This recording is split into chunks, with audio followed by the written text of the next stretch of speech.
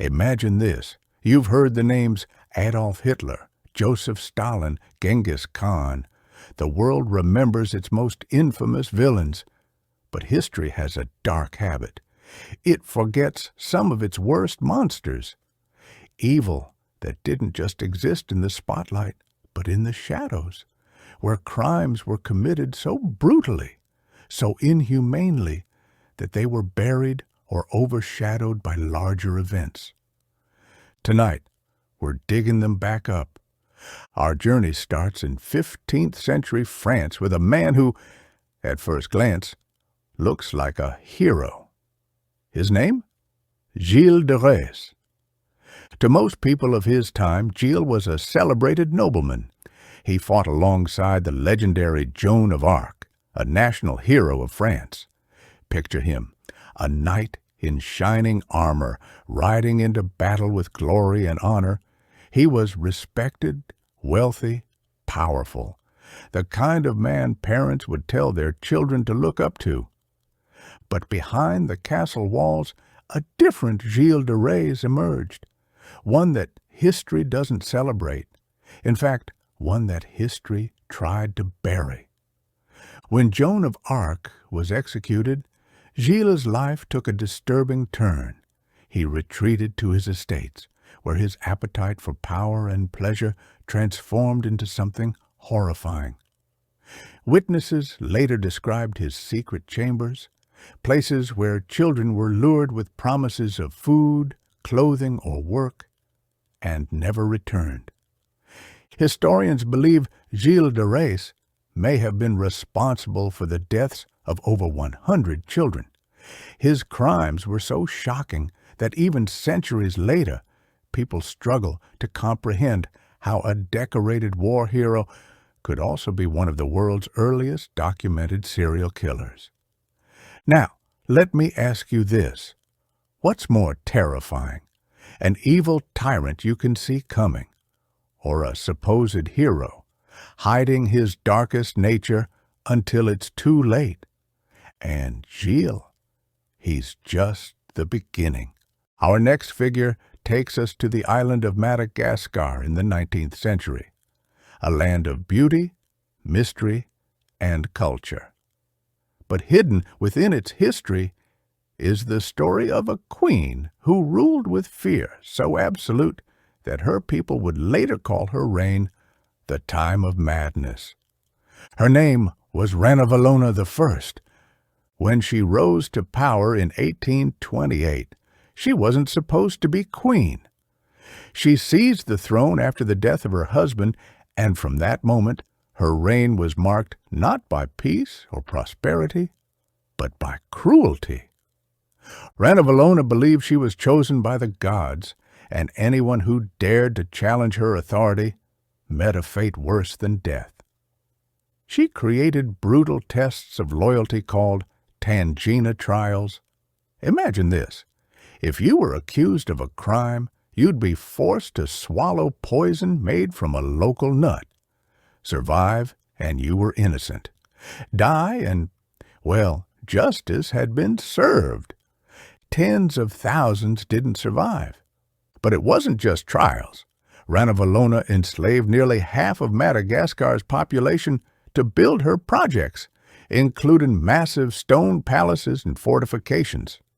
Starvation, disease, and back-breaking labor claimed countless lives. Some historians estimate that during her 33-year reign, over 100,000 people may have died as a direct result of her rule. And yet, here's the chilling part. To outsiders, Ranavalona sometimes appeared regal, intelligent, even cunning. She resisted European colonization, keeping her kingdom independent while others in Africa fell to colonial powers. In some twisted way, her ruthlessness worked at an unimaginable human cost. Now let me ask you, does her legacy make her a patriot, a tyrant, or perhaps both?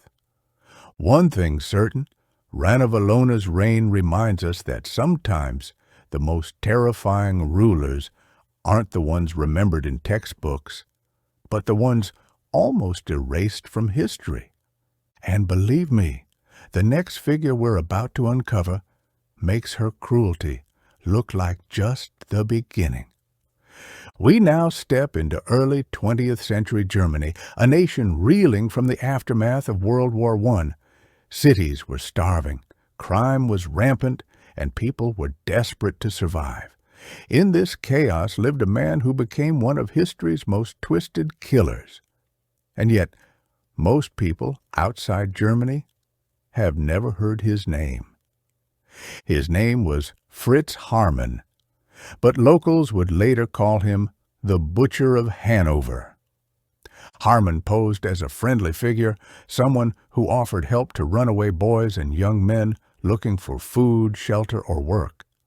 But behind closed doors, he unleashed unspeakable horrors. Over the course of just a few years in the 1920s, Haarmann lured dozens of victims into his home and murdered them in the most grotesque fashion imaginable. The chilling part? Haarmann didn't just kill, he dismembered his victims and allegedly sold their flesh on the black market during a time of food shortages. To this day, rumors swirl that unsuspecting neighbors may have purchased meat from Haarmann that wasn't from animals at all. By the time authorities caught up with him, Haarmann had killed at least 24 young men and boys, though many believed the real number was much higher. When he stood trial, crowds gathered outside the courthouse, horrified and fascinated by the man who had terrorized Hanover in plain sight. His last words before execution? He reportedly said, "I am guilty, gentlemen, but hard though it may be, I want to die." It's stories like Haarmann's that remind us evil doesn't always come in the form of kings or rulers. Sometimes it hides in ordinary faces, in the neighbor you'd never suspect, in the man who smiles as he offers a helping hand. And as disturbing as this is, our journey into the unknown is only getting darker. Because next, we'll step into the world of government-sanctioned evil, where cruelty wasn't the work of one person, but an entire system. When we think of World War II, most people remember the Holocaust, D-Day, and the battles that shaped history. But hidden in the shadows of the Pacific Theater lies one of the darkest, least talked about horrors of the 20th century, the story of Unit 731. Officially, it was known as the Epidemic Prevention and Water Purification Department of the Japanese Army. Sounds harmless, right?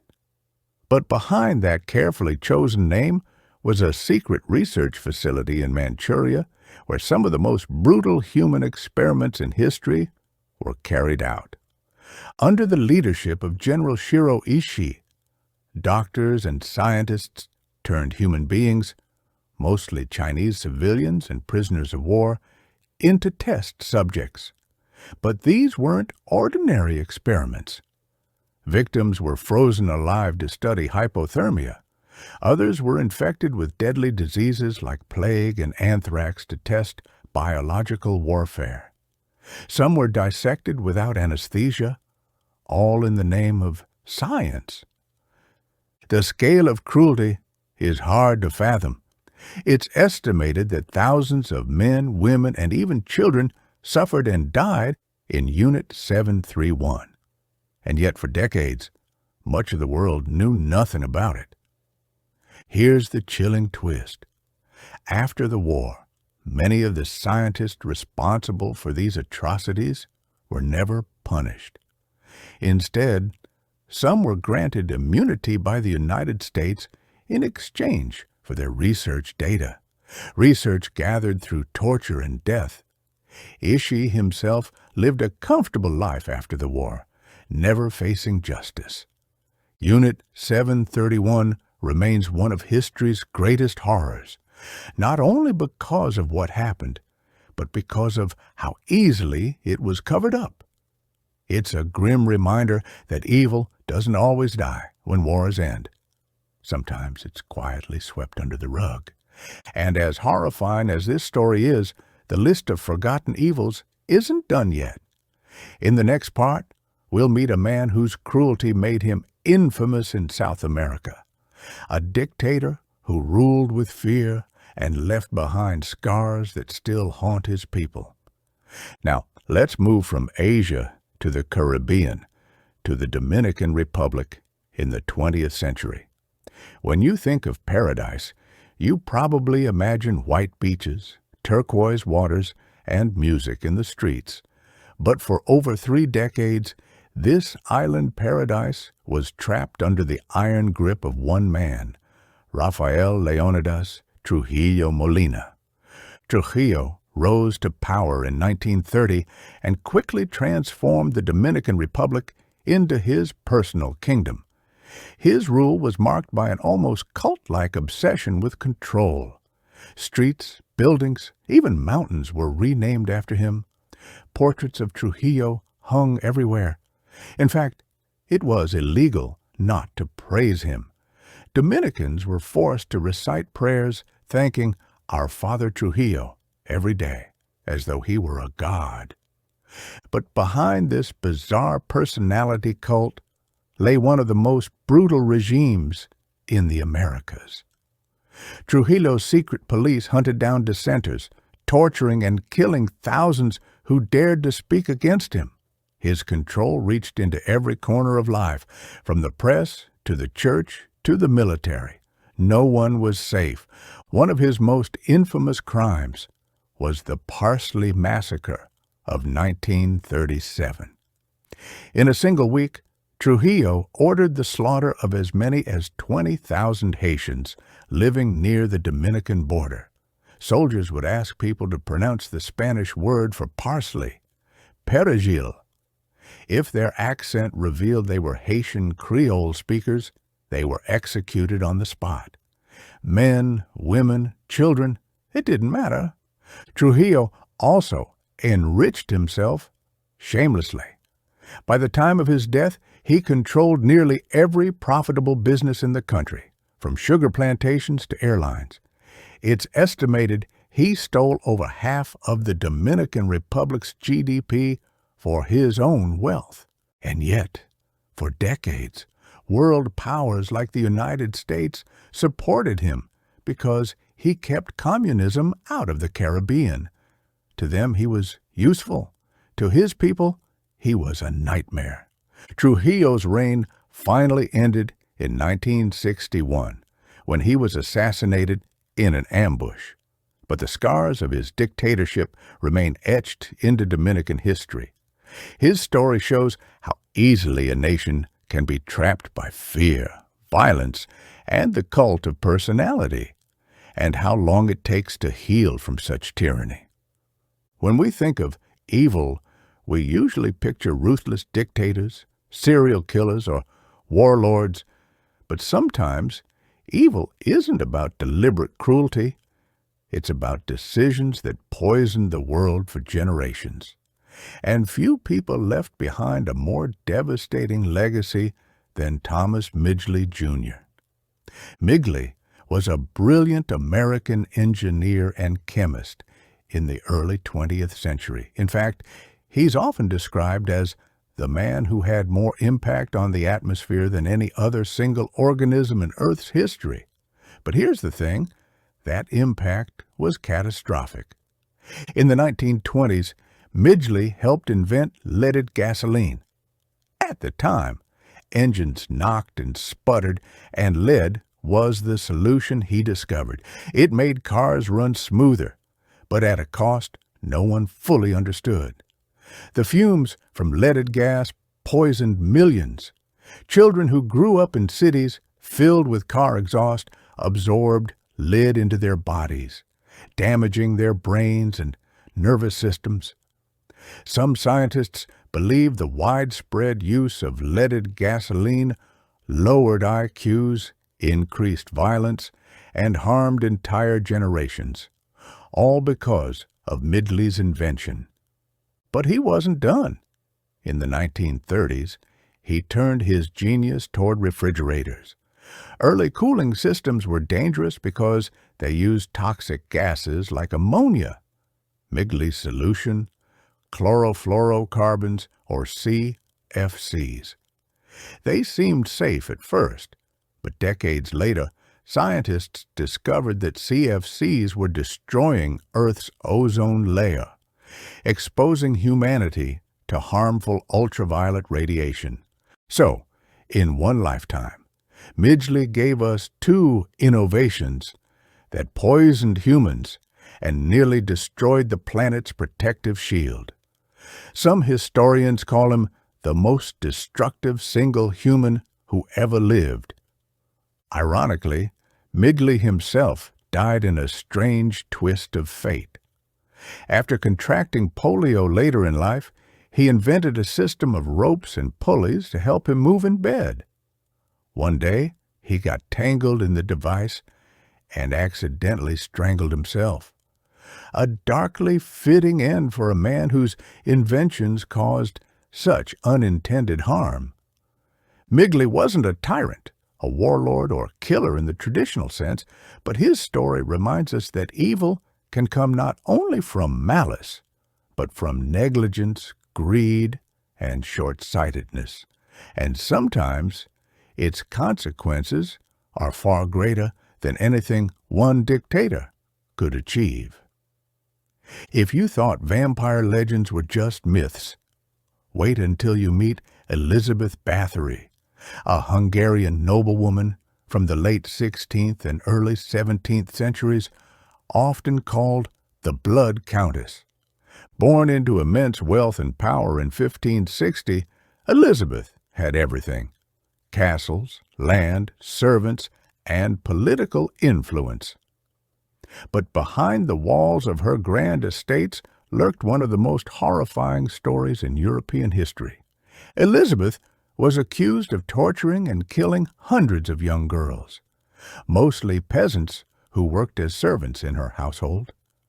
Witnesses later claimed she beat them savagely, burned them with hot irons, froze them in snow, and even bit chunks of flesh from their bodies.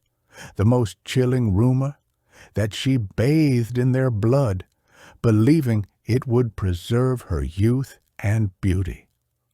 Now, here's where history gets murky. Some historians argue that Elizabeth's crimes may have been exaggerated by her political enemies who wanted to seize her land and wealth. After all, she was an extremely powerful woman at a time when that was threatening to male rulers. But even if the numbers, some claimed as many as 600 victims, were inflated, there's no doubt that she brutally mistreated and killed many. Eventually, her atrocities became too great to ignore. In 1610, King Matthias II of Hungary ordered an investigation. Witnesses testified in gruesome detail, and the evidence was overwhelming. But because Elizabeth was a noblewoman, she was never formally put on trial. Instead, she was bricked inside her castle chambers, with only small slits for food and air. She remained imprisoned for 4 years until she died in 1614. The legend of Elizabeth Bathory grew so infamous that she's often considered one of the inspirations for Count Dracula. Whether every detail is true or partly myth, her name has become synonymous with sadistic cruelty and bloodlust. Her story leaves us with haunting questions. How much of this was real evil and how much was political conspiracy? And even if some tales were exaggerated, what does it say about the power of legends to make monsters immortal? Now, if you thought the horrors of Elizabeth Bathory were chilling, brace yourself, because Shiro Ishii was not a legend, but a very real man whose evil was carried out under the banner of science and war. Shiro Ishii was a Japanese microbiologist and Army medical officer who led Unit 731 during World War II, a secret biological warfare research facility in Japanese-occupied Manchuria.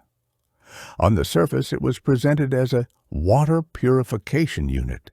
In reality, it was one of the most horrifying places in human history. Inside Unit 731, Ishii oversaw experiments so gruesome they make your blood run cold. Prisoners, including Chinese civilians, Russian captives, and even some Allied POWs, were subjected to unimaginable torture in the name of science. Some were infected with plague, cholera, anthrax, and syphilis, just to study how fast the diseases spread. Others were frozen alive to test treatments for frostbite, or dissected, without anesthesia, to study the effects of pathogens on living bodies. And it gets worse. Ishii's team also carried out field experiments where plague-infected fleas were released over villages, causing outbreaks that killed thousands. He wasn't just killing people in a lab. He was unleashing death on entire populations. By the end of the war, Unit 731 is believed to have killed over 200,000 people through its experiments and biological warfare. And here's the most shocking part.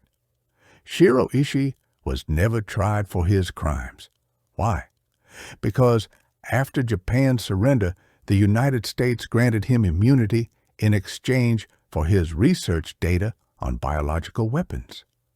He lived freely until his death in 1959. So while men like Hitler's doctors were hanged at Nuremberg, Ishii escaped justice, his crimes swept under the rug of Cold War politics.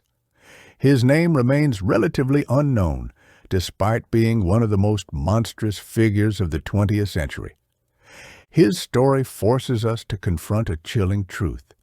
Sometimes evil isn't punished. It's rewarded, hidden, and used for the benefit of others. If there was ever a man who seemed fueled by nothing but hatred for humanity, it was Carl Panzram, an American serial killer, arsonist, and criminal who operated in the early 20th century. His story is rarely told, but it's one of the most disturbing portraits of evil in modern history. Panzram grew up in an abusive household and spent most of his youth in reform schools and prisons, where he claimed he was brutalized constantly. Instead of breaking him, the cruelty only hardened him. By the time he was a teenager, he had already begun a life of crime, burglary, theft, and eventually, much worse. What set Panzram apart was his complete lack of remorse. In his own chilling autobiography, he confessed to killing at least 21 people, though the real number may have been much higher, and committing countless acts of sexual assault, robbery, and arson. He bragged about burning buildings just to watch them collapse, killing sailors for sport, and plotting mass murder on a scale that was almost unimaginable for one man. At one point, he even claimed he wanted to kill everyone on Earth, not metaphorically, but literally. He once tried to poison an entire city's water supply and dreamed of building a machine gun-powered boat to raid and murder at sea. Eventually, Panzram was caught and sentenced to prison, where he remained violent and unrepentant until the very end. In fact, when guards tried to stop his execution in 1930, he growled at them, "Hurry it up, you Hoosier bastard! I could hang a dozen men while you're fooling around." And with that, he was hanged, showing no fear, no remorse, and no forgiveness. Carl Panzram's story is chilling because it reveals what happens when cruelty, rage, and hopelessness consume a person entirely. He didn't kill for money, revenge, or power. He killed because he hated humanity itself. When people think of 20th century dictators, names like Hitler or Stalin come to mind. But one man, often overlooked outside of Africa, ruled with such violence, cruelty, and bizarre behavior that he earned the nickname the Butcher of Uganda. His name was Idi Amin. A former soldier in the British colonial army, Amin rose through the ranks with his physical strength and charisma, eventually staging a coup in 1971 to become the president of Uganda. At first, he presented himself as a strong leader, but very quickly, his reign descended into one of the most brutal and chaotic dictatorships in modern history. Over the course of just 8 years, Amin's regime was responsible for the deaths of an estimated 300,000 to 500,000 people. Dissidents, political rivals, religious leaders, and even ordinary citizens accused of disloyalty vanished, often tortured and executed in gruesome ways. Families lived in constant fear, never knowing if they would be targeted next. But what made Amin stand out wasn't just the scale of his brutality, it was his eccentricity and madness. He expelled Uganda's entire Asian minority in 1972, destroying the economy. He gave himself bizarre titles like Lord of all the beasts of the earth and fishes of the sea, and claimed he was the rightful king of Scotland. Rumors circulated that Amin was a cannibal, something he never directly denied, which only fueled his terrifying reputation. He would often laugh about death, joke about executions, and order killings on a whim. By 1979, his enemies finally united to overthrow him, and Amin fled into exile. He lived comfortably in Saudi Arabia until his death in 2003, never facing justice for the hundreds of thousands of lives he destroyed. Idi Amin's story is one of the darkest reminders of how absolute power, unchecked cruelty, and paranoia can turn a nation into a nightmare. While his name may not be as infamous as other dictators, his legacy of terror is among the most horrifying of the 20th century. We've journeyed through the shadows of history, uncovering the stories of some of the most evil people you've likely never heard of. From forgotten killers like Elizabeth Bathory to warlords, sadistic rulers, and men who twisted science, each name reminds us that cruelty isn't always preserved in bright lights or written in bold in history books. Often, the most horrifying figures slip quietly into the margins of time, their deeds whispered rather than taught. What unites them is chilling: their power, their choices, and the devastation they left behind. And yet, by remembering them, we remind ourselves that evil does not thrive in silence. The lessons from their lives and their atrocities are warnings for us today. History is not just made of heroes and victories, but also of the darkest human impulses. To look away is to risk repeating the same mistakes. So, what do you think? Should these hidden monsters of history be remembered, or should their names fade into obscurity? Let me know your thoughts in the comments below. And don't forget to subscribe for more untold stories where we uncover the forgotten truths of our past together.